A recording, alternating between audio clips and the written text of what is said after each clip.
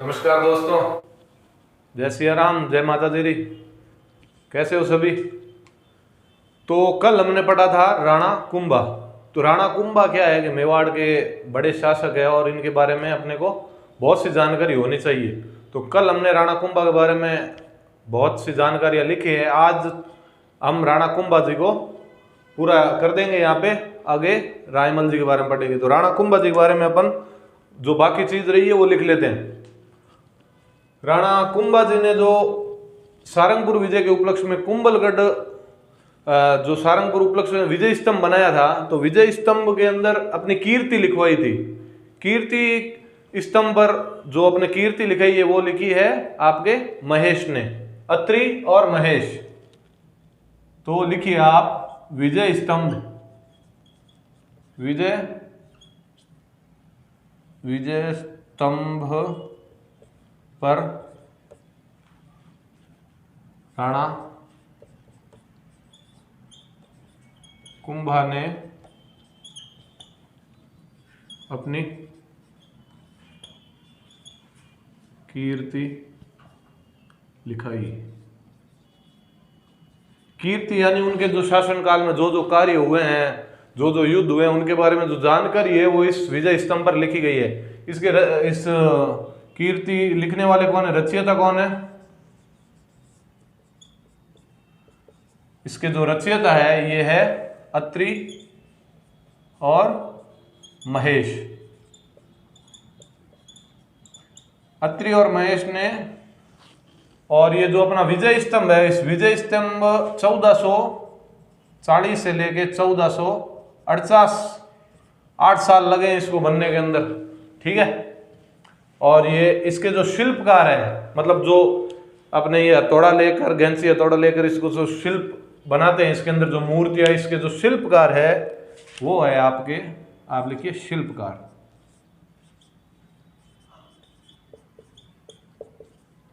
शिल्पकार के अंदर जेता, नापा, पुंजा, पोमा, ये जेता इनका पिता है और ये इनके पुत्र है। ये विजय स्तंभ के शिल्पकार है, ठीक है। तो ये इसके बारे में है। और कुंभा ने कुंभ स्वामी मंदिर का निर्माण करवाया था।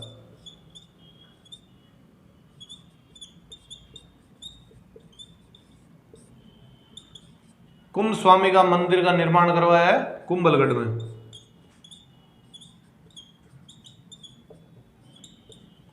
और एक कराया था कुंभ श्याम,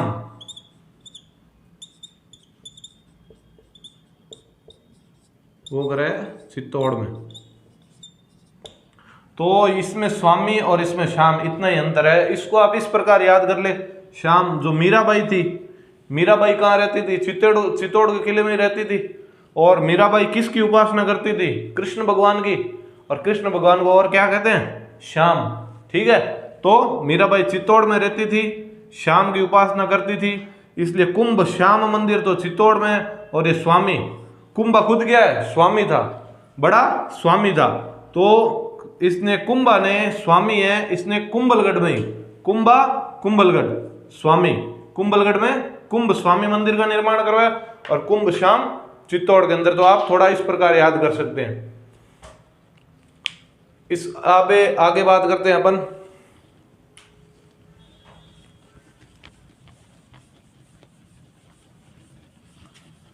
जो कुंभा वीणा वादक थे, वो वीणा को बजाना, वीणा को चलाना उनको आता था। वाद्य यंत्र कौन सा वाद्य यंत्र बजाते थे? वीणा, ठीक है। और इनके जो गुरु है, कुंभा के सीधे गुरु पूछे तो मैंने आपको कल वाली क्लास में लिखाया था, बताइए कौन है? कौन है? हीरानंद मुनि, हीरानंद मुनि। लेकिन कुंभा के जो संगीत गुरु पूछ ले आपको, संगीत गुरु, तो वो है आपके सारंग व्यास।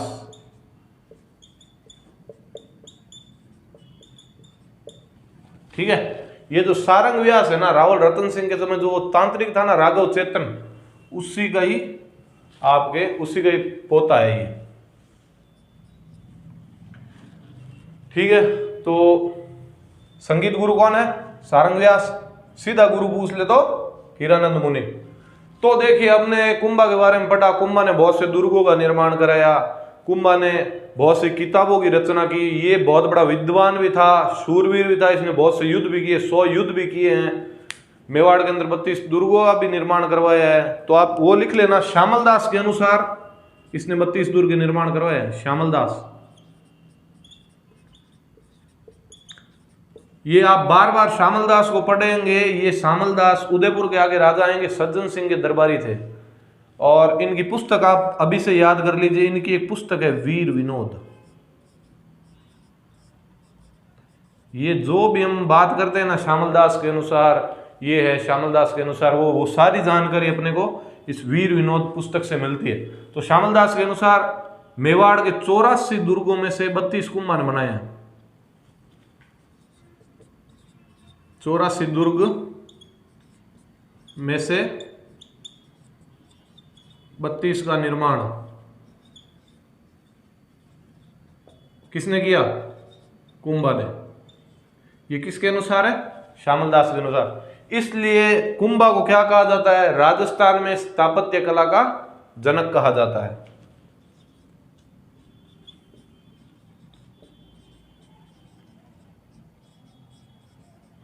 राजस्थान में स्थापत्य कला का जनक आपको पूछ ले तो उसका उत्तर क्या होगा?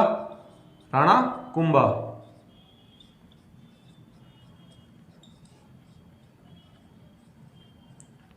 कुंभा के बारे में आप अच्छी तरीके से पढ़ लीजिएगा। ये इनसे बाहर कुछ नहीं जाएगा। अपने पेपर से सीधे सीधे अपने नोट्स में से क्वेश्चन उठेंगे और आपको वो रिकॉल होने चाहिए, क्योंकि हमें क्या लगना है? नौकरी। ठीक है, तो इन सब के बारे में आप निश्चिंत होकर ये याद कर लीजिए और इधर उधर ज्यादा भटकिए मत। हम क्या करते हैं, बाजार के अंदर वो किताब आई है, ये किताब आई है, उसके नोट्स अच्छे हैं, इसके नोट्स अच्छे हैं, और लास्ट के अंदर क्या होता है कि जब हमें लास्ट के 15-20 दिनों के अंदर अपने को पूरे सिलेबस को एक बार पढ़ लें तो अपने कॉन्फिडेंस लेवल वो अच्छा हो जाता है अपना। लेकिन हम क्या करते हैं कि जो भी जितने भी महीने अपन ने तैयारी की है, मान लो कोई चीज़ की 6-7 महीने, लेकिन उसके अंदर अपन क्या कर लेते हैं कि वो भी गाइड लेके आ जाओ, ये भी गाइड, उस सर के नोट्स अच्छे हैं, वो किताब अच्छी है यार, नहीं आई ये आई यार, बहुत सारा अपन ऐसे अपना कचरा इकट्ठा कर लेते हैं। लेकिन लास्ट के अंदर क्या होता है, उन सब को अपन पढ़ नहीं पाते। और हम बात करते हैं, कुछ स्टूडेंट प्रेशर के अंदर आ जाते हैं, यार मैंने तो रिवीजन नहीं हुआ, वो चीज़ बाकी रह गई, ये चीज़ बाकी रह गई। तो आप एक बात का गुरु मंत्र ध्यान में रख लीजिए कि 10 किताबों को पढ़ने से अच्छा है कि एक ही किताब को 10 बार पढ़ा जाए, तो वो हमें अच्छी तरीके से याद हो जाएगी। और होता क्या है, कोई भी नोट्स हो उसमें से क्या है 85 से 90% तो अपने नोट्स में से ही आता है। लेकिन मेरिट इतनी थोड़ी ना जाती है। मेरिट कितनी जाती है? मेरिट जाएगी 75, ज्यादा से ज्यादा 80 ले लो।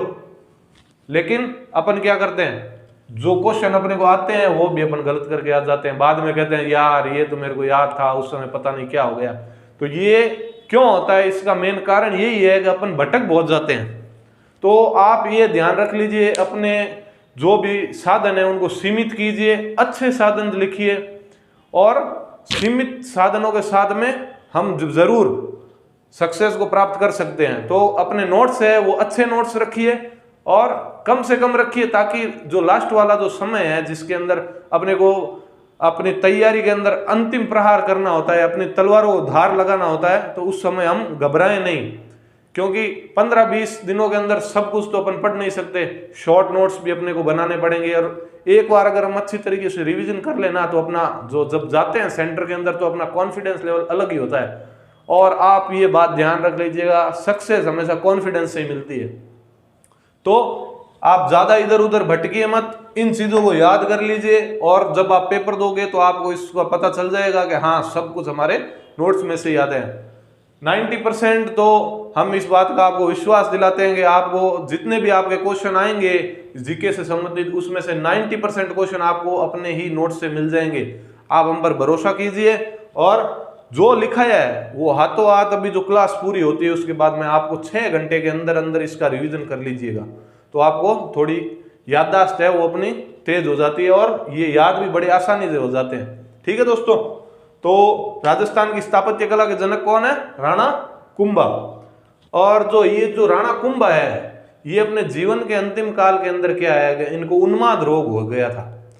और ये कहाँ रहते थे? ये कुंभलगढ़ दुर्ग, आपने लिखा था कुंभलगढ़ राजसमंद के अंदर उस दुर्ग का निर्माण करवाया है।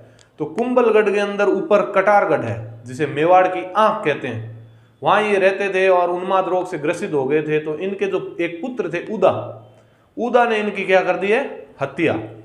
तो आप लिखिए, ये लिख लिया वाद्य यंत्र कौन सा? वीणा वाद्य यंत्र को बजाता था, गुरु थे उनके हीरानंद मुनि।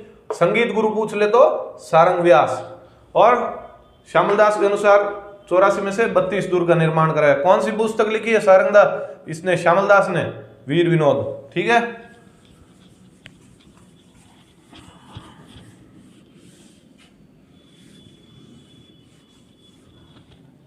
एक बात बताओ, कुंभलगढ़ किले का निर्माण के समय इसका जो ध्यान रखने वाला था या जो भी काम चल रहा था उसके लिए निगरानी के लिए कौन था? तो मैंने आपको बताया था, ये जितने भी कुंभा द्वारा निर्मित जितने भी किले हैं, उसका अगर पूछ ले कि इसके निर्माण किसने करवाया था, कौन इसका संरक्षक था, तो आंसर हमेशा मंडन ही होगा। ठीक है ना। तो कुंभलगढ़ किले में जो कटारगढ़ है, ऊपर महल है, जिसके अंदर वीर शिरोमणि हिंदुआ सूरज महाराणा प्रताप का जन्म कहाँ हुआ था? कटारगढ़ में ही हुआ था। तो कुंभा वहां रहते थे और उसको मेवाड़ की आंख कहा जाता था। कुंभलगढ़ में कटारगढ़ कुंभा का क्या है? निवास स्थल है।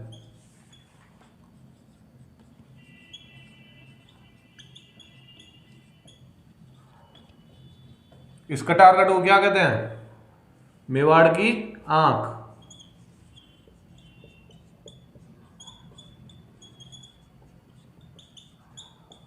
ठीक है, मेवाड़ की आंख। अब्बुल फजल ने इस कुंभलगढ़ किले के बारे में, या इस कटारगढ़ जो इसी के अंदर ऊपर एक इमारत है, तो उसके बारे में अब्बुल फजल ने क्या कहा है कि ये जो दुर्ग है वो इतना ऊंचा है कि अगर कोई इसके नीचे खड़े होकर इस दुर्ग के ऊपर देखे तो उसके सर पर रखी हुई पगड़ी नीचे गिर जाए।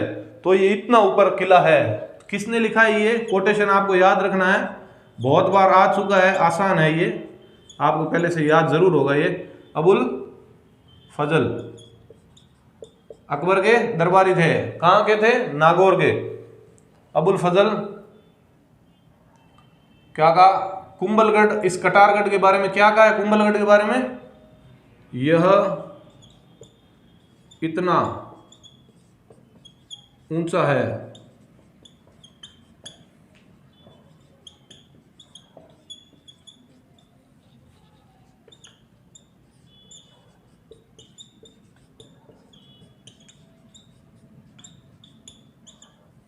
नीचे से देखे तो पगड़ी गिर जाए।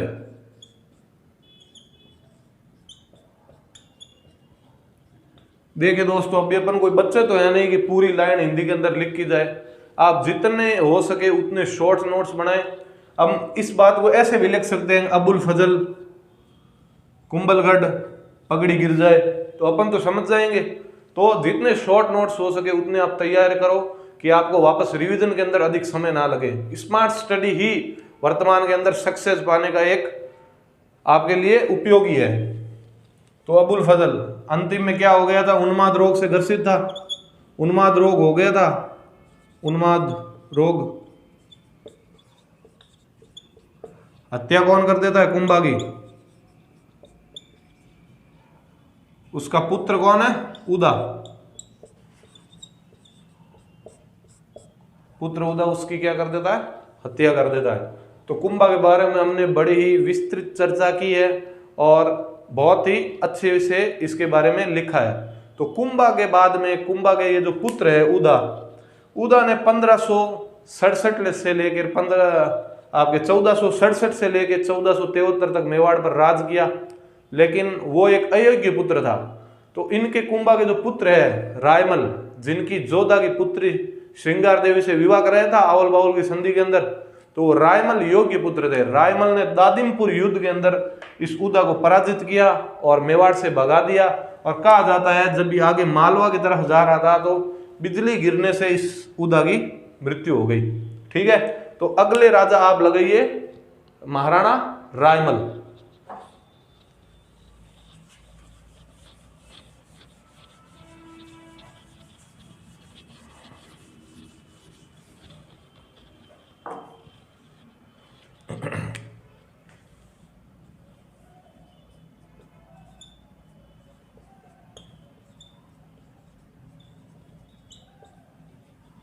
तो बीच में वो 5 साल रहा था उदा। तो ये कहां से कहां तक है, ये 1473 से लेके 1473 से लेके कहां तक है, 1509। तो अगले राजा अपन लिखते हैं, ये लिख लिया राणा रायमल जी। तो ये जो राणा रायमल जी है, उदा को परास्त करके राजा राणा जी बन जाते हैं। इनके क्या है कि 3 पुत्र थे। पहले पुत्र है पृथ्वीराज सिसोदिया, जो उड़ना राजकुमार नाम से भी प्रसिद्ध है।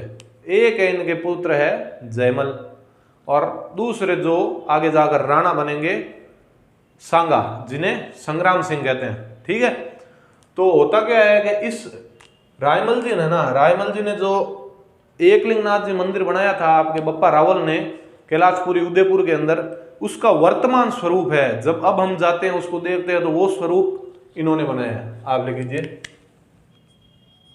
एकलिंग नाथ मंदिर का वर्तमान स्वरूप इन्होंने बनाया। इनके 3 पुत्र कौन कौन से थे? सबसे बड़े पुत्र पृथ्वीराज चौहान नहीं है, ये क्या है, सिसोदिया है।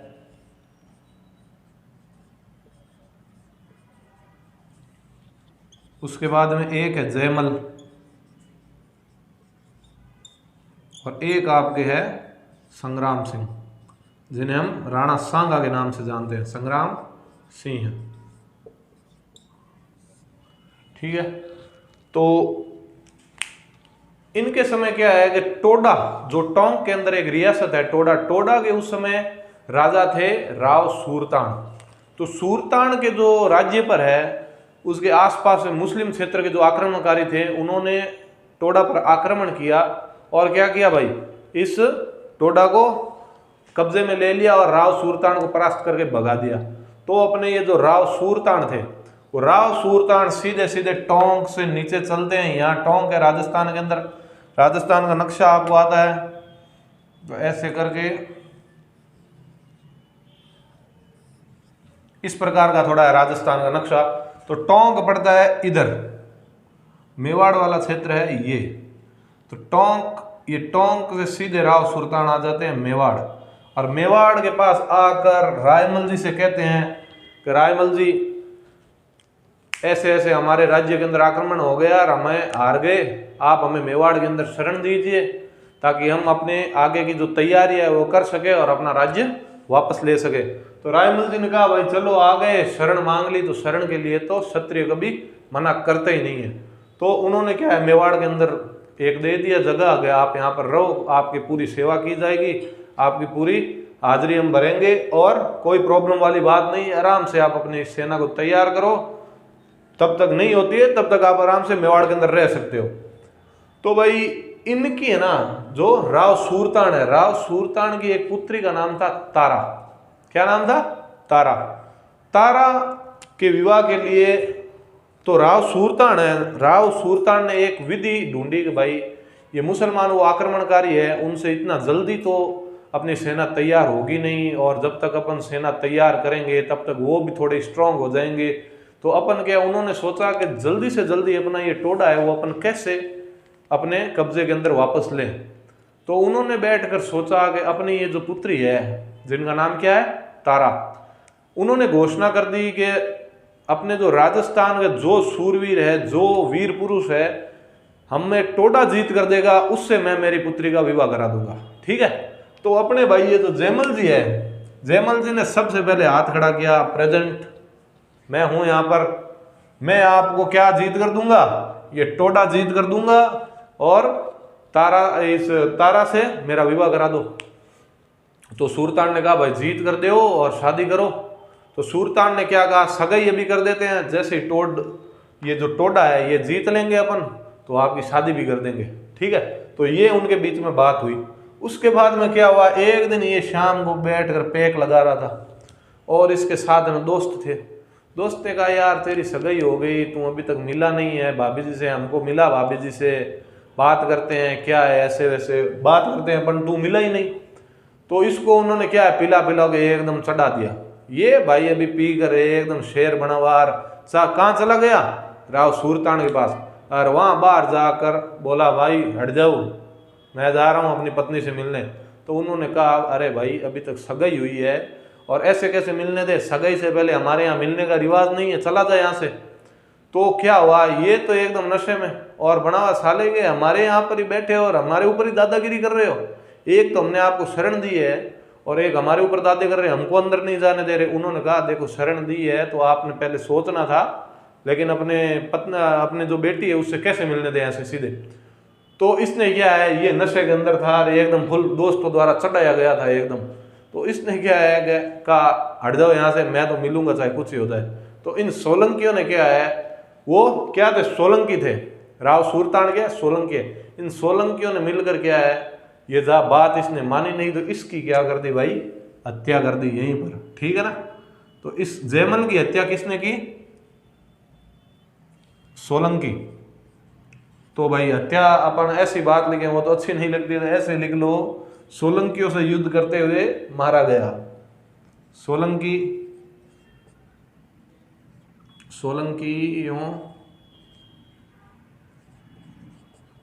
से युद्ध में मारा गया, ठीक है। इसके बाद में अपने ये जो पृथ्वीराज सिसोदिया है, इन्होंने कहा भाई मैं जीत कर दूंगा आपको टोडा, मेरे से शादी कराओ। तो उन्होंने कहा भाई आपसे तो इतने बड़े हाथ हैं। एक ये जयमल है, इसने कहा था, वो ऐसे लखन करने लग गया, हम आपके शरण में आए हुए, लेकिन इसका मतलब ये नहीं है भाई हम अपने ना स्वाभिमान भूल जाएं। तो पृथ्वीराज ने कहा मैं ऐसा कुछ नहीं है, मैं आपको टोडा जीत के दूंगा, उसके बाद में शादी करूंगा। तो पृथ्वीराज सिसोदिया को उड़ना राजकुमार कहते हैं, उड़ना राजकुमार। उड़ना राजकुमार क्यों कहते हैं को, ये किसी भी जगह पर आक्रमण करते तो मान लो मेवाड़ से लेकर जोधपुर जाने में सामान्य तो कम से कम 10 दिन लगते हैं, लेकिन ये क्या करते थे 10 दिन का रास्ता है वो 2 दिन में तय कर लेते थे। इसलिए इनका नाम पड़ गया था उड़ना राजकुमार, कि ये सुपरफास्ट एक्सप्रेस थी। कहीं भी अचानक आक्रमण करते थे, सामने वाला सोचता था भाई अभी तो इतने दिन लगेंगे, लेकिन ये क्या है बहुत कम समय के अंदर आ जाते थे। तो इसलिए उड़ना राजकुमार किसका नाम है, पृथ्वीराज सिसोदिया। किसके पुत्र है, रायमल के। तो ये पृथ्वीराज सिसोदिया है, ये टोडा पर जाता है, टोडा पर आक्रमण करता है। टोडा से इन जो आक्रमण कर ये जो बैठे हैं मुसलमान जिन्होंने कब्जा कर लिया था टोडा पर, उनको भगा देते हैं और आकर राव सूरतान को टोडा सौंप देते हैं। और इनकी शादी किससे हो जाती है, तारा से। तो आप यहां लिख लीजिएगा,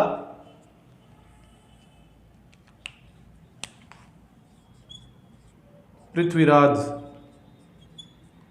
सिसोदिया, ये सिसोदिया है, ठीक है ना। पृथ्वीराज सिसोदिया की पत्नी कौन है, तारा।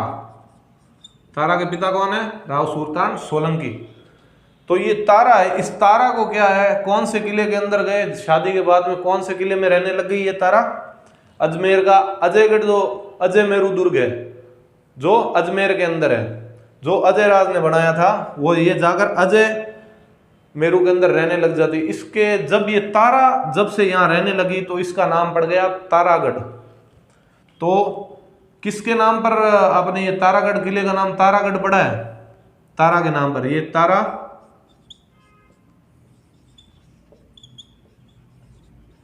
अजमेर के तारागढ़ में रहने लगी और इस तारा के कारण इस तारागढ़ दुर्ग का नाम क्या पड़ा है, तारागढ़, ठीक है। पहले इसके नाम था अजय मेरू, क्योंकि अजय राज ने बनाया था 1113 के अंदर। तो पहले इसका नाम था अजय मेरू, जब ये तारा आकर रहने लगी तो इसका नाम हो गया तारागढ़। तो आपको पूछ ले एग्जाम के अंदर के किस राजकुमारी के कारण तारागढ़ दुर्ग के नाम तारागढ़ पड़ा है, तो कौन है? तारा। किसकी बेटी है? राव सूरतान की। और किसकी पत्नी है? पृथ्वीराज सिसोदिया की। तो ये जो रायमल जी है, रायमल जी की एक पुत्री का नाम था आनंदीबाई, और आनंदीबाई का विवाह हुआ था सिरोही के शासक थे जगमाल के साथ विवाह हुआ। पृथ्वीराज ये जो सिसोदिया थे, इनका जो गौरव है, इनका जो वर्चस्व है, ये मेवाड़ के अंदर और राजस्थान के अंदर बहुत बढ़ने लगा। कहा जाता है कि अगर इस पृथ्वीराज सिसोदिया की अगर असमय मृत्यु नहीं होती तो राजस्थान का इतिहास अलग ही अक्षरों के अंदर लिखा जाता। मेवाड़ और राजस्थान, इनका जो प्रतिभा थी, ये बहुत ही अच्छे राजा थे। तो इनके बाद में आप लिखिए, ऐसा कहा जाता है कि पृथ्वीराज की अगर असमय मृत्यु नहीं होती तो राजस्थान का इतिहास कुछ अलग ही होता। देखते हैं अभी इनकी मृत्यु कैसे हो गई। तो इनकी जो राणा रायमल है, इनकी एक पुत्री का नाम क्या है? आनंदीबाई। पुत्री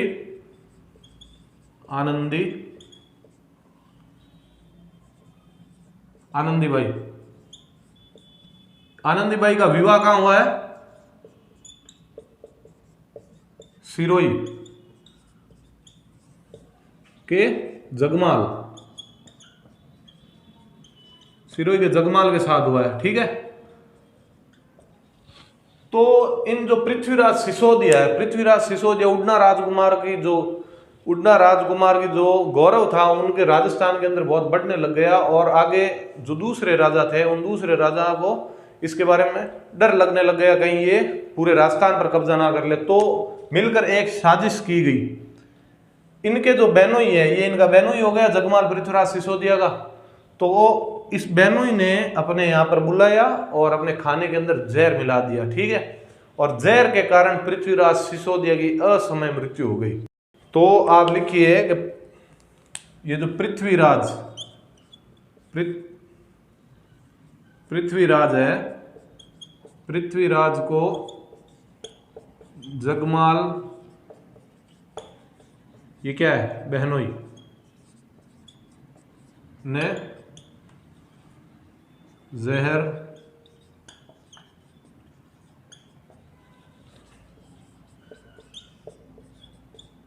देकर मार दिया। ठीक है। तो इन जो पृथ्वीराज सिसोदिया उड़ना राजकुमार है, इनकी छतरी है ना, ये कुंभलगढ़ के अंदर है। कितने खंभों की छतरी है? 12 खंभों की। इनकी पृथ्वीराज सिसोदिया की छतरी है, वो कहां है? कुंभलगढ़।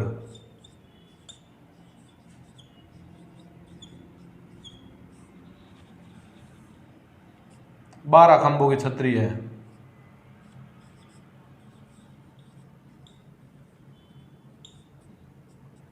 बारह खंभों की छतरी है। तो ये पृथ्वीराज सिसोदिया के बारे में आपको इतना ध्यान रखना है कि इनका नाम है उड़ना राजकुमार। इनको क्या कहा जाता है? उड़ना राजकुमार। इनकी पत्नी का नाम है ताराबाई। ताराबाई के कारण कौन से दुर्ग का नाम पड़ा? तारागढ़। ठीक है। वो वहां पर जाकर रहने लगी। इनकी जो छतरी है, ये 12 खंभों की छतरी है। कहां पर है? कुंभलगढ़ के अंदर है। ठीक है। इतना अपने को ध्यान रखना है। ठीक है।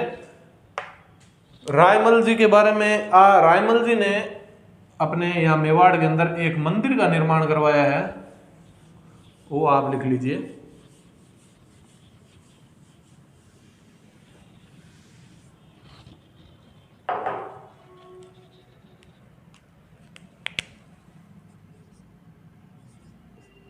रायमल जी ने चित्तौड़ में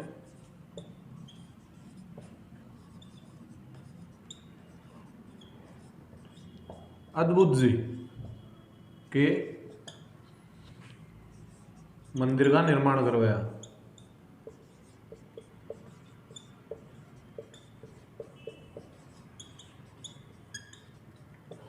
तो इतनी सी बात अपने को रायमल जी के बारे में पढ़नी थी। इन्होंने क्या करा है, एकलिंग जी जो मंदिर है उनका वर्तमान स्वरूप बनाया है।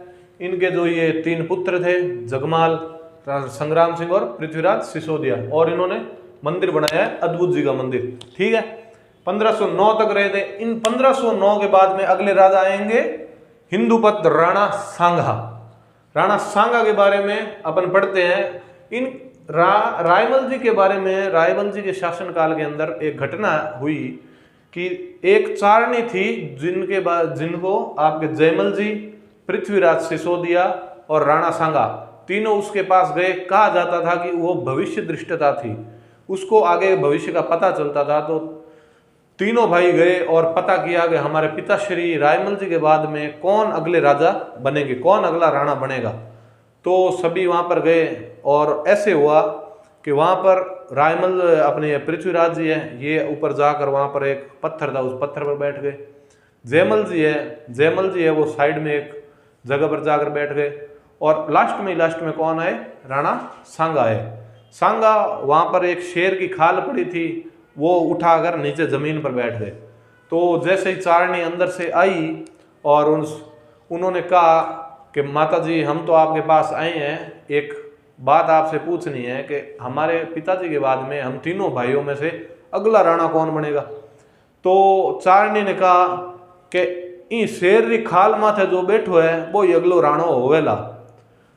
लेकिन इस बात से क्या हुआ, राणा रायमल पृथ्वीराज सिसोदिया है, इस बात से उनको आ गया गुस्सा कि अगला राणा ये कैसे बनेगा, बड़ा पुत्र मैं हूं, अधिकार मेरा होना चाहिए।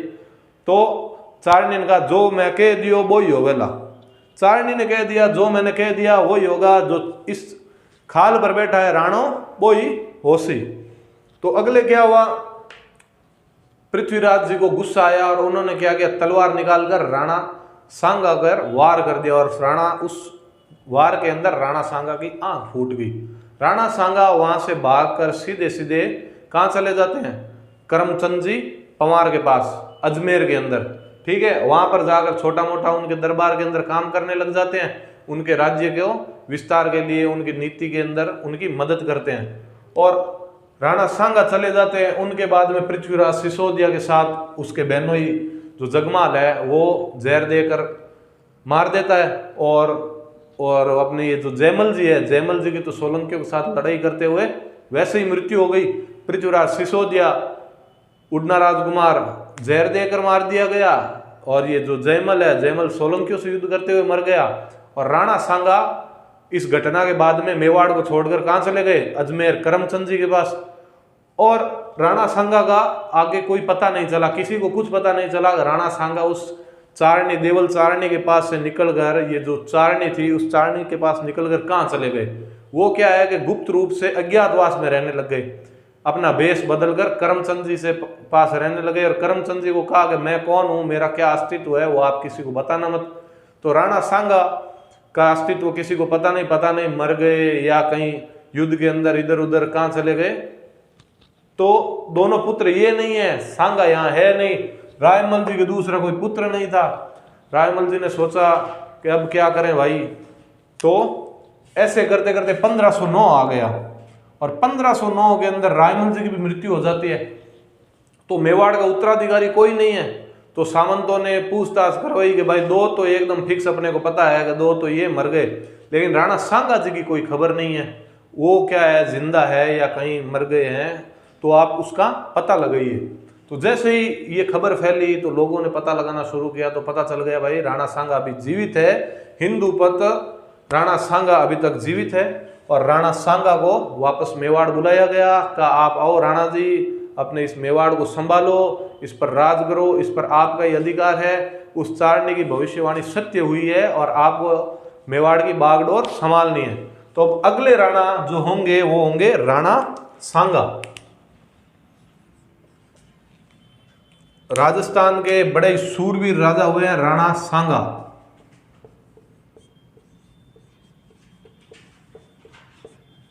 राणा सांगा 1509 से लेकर 1528।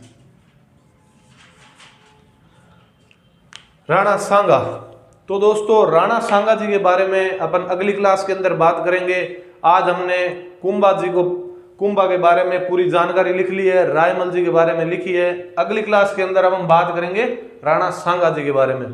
तो दोस्तों ठीक है, कैसे लगी आपको क्लास कमेंट बॉक्स के अंदर लिखकर आप जरूर कमेंट बॉक्स में लिखकर बताइए कि आपको क्लास कैसे लगी है। और अपने दोस्तों के साथ अपने इस जो अपना खुद का चैनल है आप इसको आगे से आगे बढ़ाइए, ज़्यादा से ज़्यादा सब्सक्राइब कराइए।